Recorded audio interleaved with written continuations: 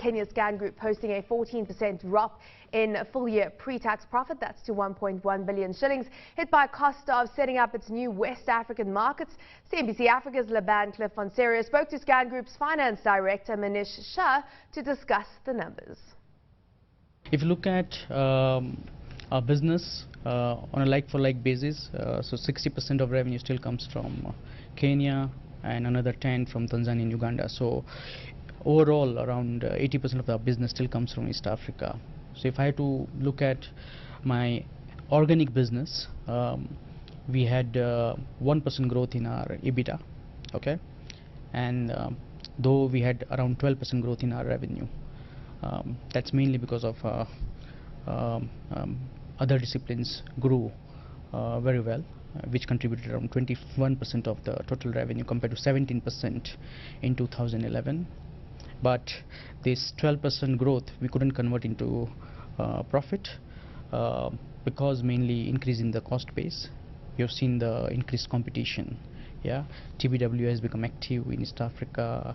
We have got competition from Townsend, then Red House, the gentleman who was working with us, Mambia in Ogilvy. Now he has gone and set up his own agency.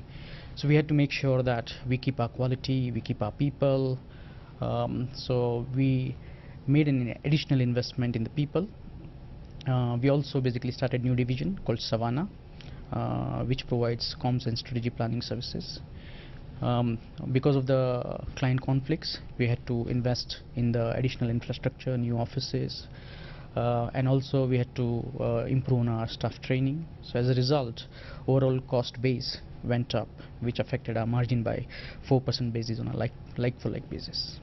Take us through your contributors to your top line to 4.2 billion, starting from public relations, digital media, and research. PR is doing very well. We had over 40% growth in PR.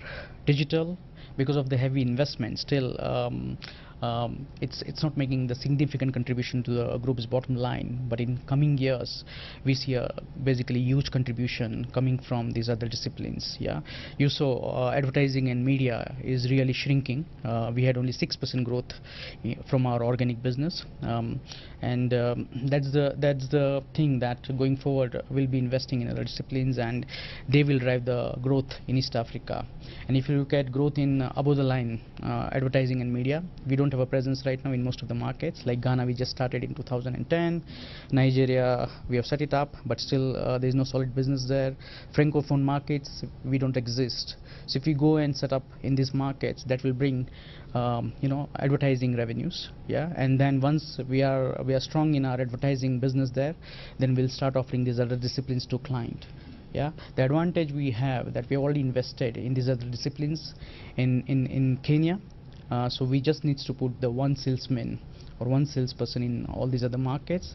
He can go get the business and delivery can be made out of Kenya. So there will be a lot of synergies coming out of this going forward.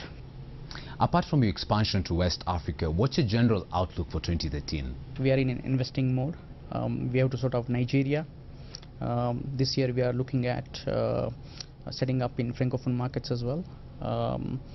Then also investment which we have made that should start now giving us the results.